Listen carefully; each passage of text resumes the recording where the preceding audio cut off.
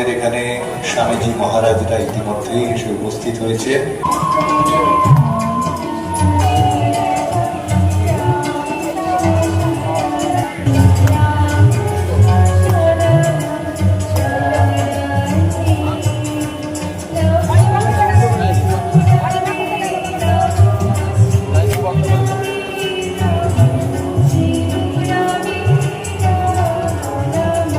রামকৃষ্ণ সারদা মন্দিরের আবাসিক ছাত্র অনুষ্ঠিত হবে ধর্মসভা।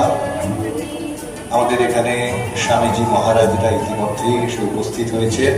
তারা আমাদের কাছে অমৃত কথা পরিবেশন করবে। পরম পূজনীয় স্বামী স্তবপ্রিয়ানন্দজি মহারাজ, পরম পূজনীয় স্বামী প্রার্থনানন্দজি মহারাজ, পরম পূজনীয় শ্রীমৎ স্বামী একব্রতানন্দজি মহারাজ।